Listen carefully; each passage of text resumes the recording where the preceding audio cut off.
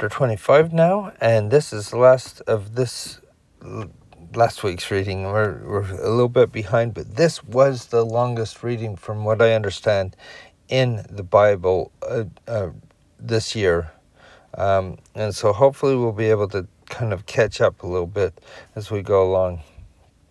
And it came to pass in the 9th year of his reign, in the 10th month of the 10th day. Remember,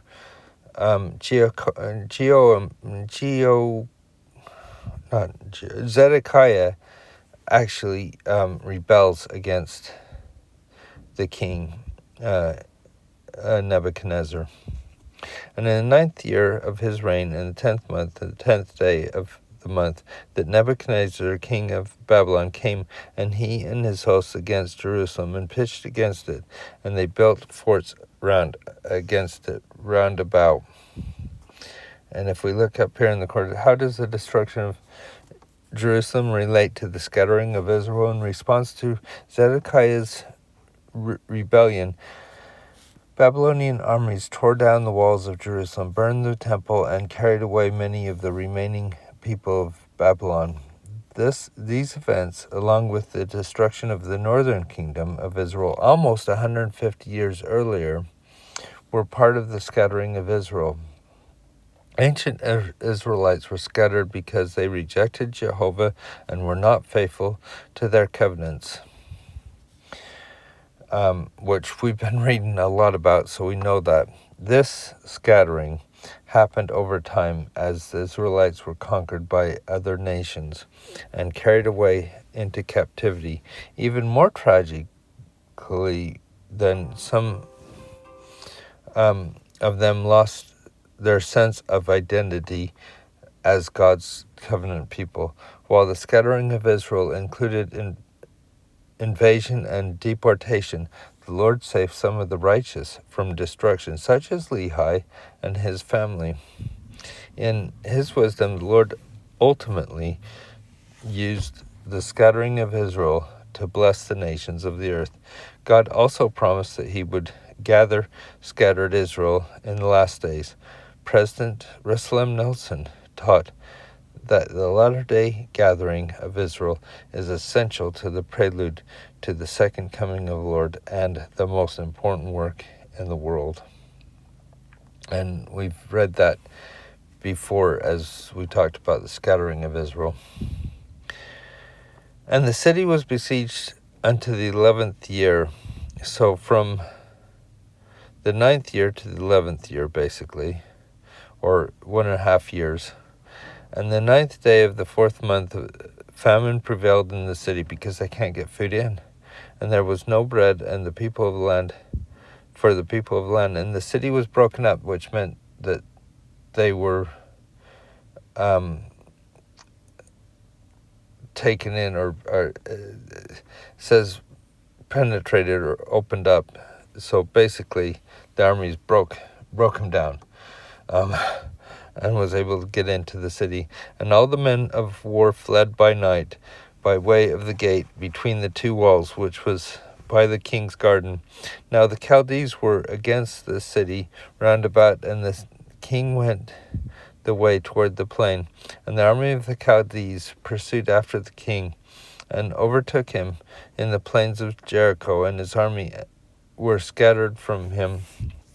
So they took the king and brought him to the king of Babylon, to Ribnah, and they gave judgment upon him. So they basically did a judge, and they slew the sons of Zedekiah before his eyes, and put out the eyes of Zedekiah, and bound him with fetters of brass, and carried him to Babylon.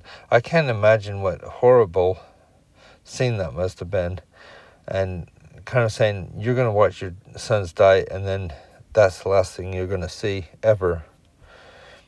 So it's not a nice way for Zedekiah to end his life. And remember, if you look up in the corner, there is a thing asking, well, did all the sons get killed? And the answer, of course, is no. One, Mulek,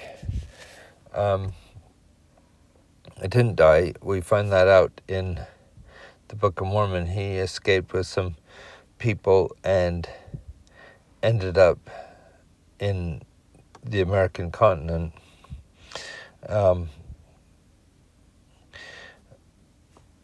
But they probably wouldn't have known that anyway, because as far as they're concerned, they're killing all of the sons.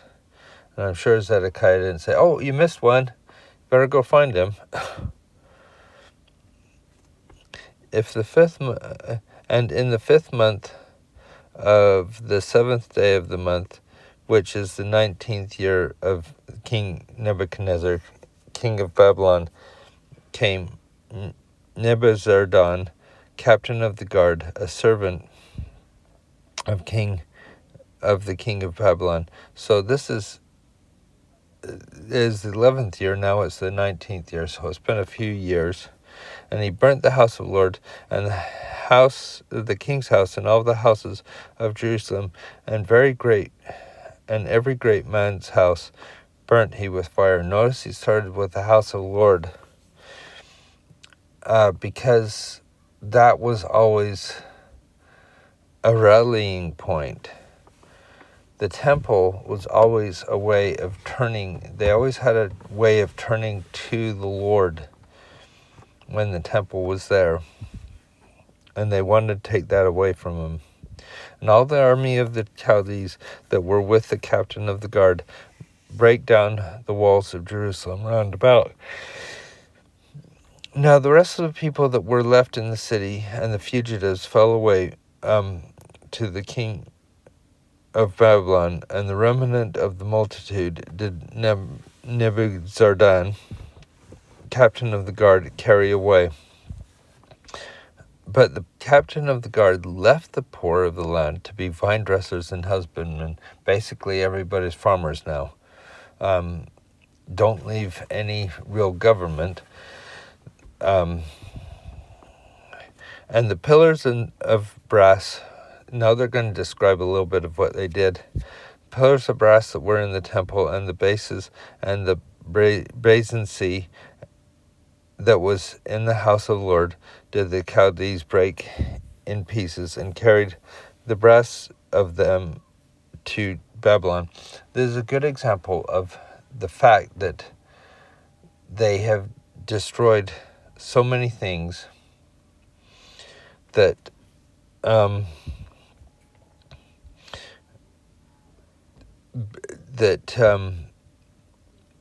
God is not there at the temple anymore. He's not protecting his people. They're not. He's not saying, "You can't touch this," because he has not been there, because his own people rejected him. And the pots and the shovels and the snuffers, the things that put out the fires, and the spoons and all the vessels of the brass wherewith they ministered, took they away. And the fire pans and the bowls and such things were of gold in gold, and of silver in silver. And the captain of the guard took away. And 2 pillars, 1 sea, and the bases which Solomon had made for the house of the Lord. The brass of all the vessels was without weight. So there's still a lot of gold in there, even though a lot of it was taken out years before for tributes to Assyria and other things. The height of 1 pillar was 18 cubits, and the chapter upon it was brass, and the height of the chapiter was 3 cubits, and the wreathen work and the pomegranates upon the chapiter round about, all of the brass, and like unto those had the 2nd pillar with wreathen work. And the captain of the guard took Seraiah the priest, and Zephaniah the 2nd priest, and the 3 keepers of the door, and out of the city he took an officer that was set over the men of war, and 5 men of them that were in the king's presence, which were found in the city, and the principal scribe of the host, which mustered the people of the land, 60 men of the people of the land were found in the city. Now notice they were found in the city. These are, I believe, principal fighters and things like this, and scribes, people that should have gone earlier on. I think they're hiding in the city is what I'm getting from it. And Nebuzaradan, captain of the guard, took these and brought them to the king of Babylon in Riblah, and the king of Babylon smote them and slew them. Basically, he's saying, you know what, you guys are hiding, you're dying. He's not taking them there. They were rebelling against him, and not like the ones he took away already. So Judah was carried away out of their land, pretty much the destruction. As for the people that remained in the land of Judah, whom Nebuchadnezzar the king of Babylon had left, even over them he made Gedaliah the son of Ahikam, the son of Zephon, ruler. And when all the captains of the armies and their men heard that the king of Babylon had made Gedaliah governor, there came to Gedaliah to Mizpah, even Ishmael the son of Nethaniah, and Johan the son of Kara, and Sarah the son of Tanmaeth the Netophite, and Jaasa the son of Machanite, they and their men. And Jedaliah sware to them and their men, and said unto them, Fear not, be the servants of the Chaldees, dwell in the land, and serve the king of Babylon, and it shall be well with you. And it came to pass that in the 7th month, that Ishmael, the son of Nethaniah, the son of Elishma,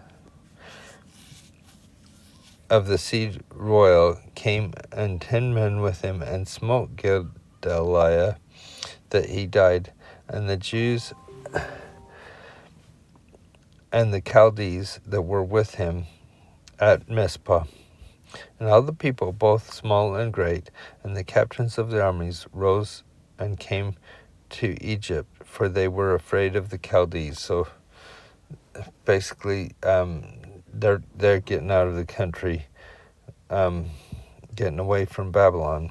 And it came to pass that 37th year of the captivity of Jehoiakim, king of Judah, on the 12th month of the 7th and 20th day of the month, that Evil-Merodach, king of Babylon. So it sounds like Nebuchadnezzar's passed on, and this other person becomes king of Babylon. In the year that he began to reign, did lift up the head of Jehoiakim, king of Judah, out of prison. I thought it was going to be lift up his head as cut her off, but no, listen what he does. He speaks kindly to him, and set his throne above the throne of the kings that were with him in Babylon, and changed his prison garments, and he did eat continually before him all the days of his life, and his allowance was continual allowance given him of the king, a daily rate for every day, all the days of his life. So Jehoiakim kind of comes out on top there a bit, but Jerusalem's gone and his kingdom's gone.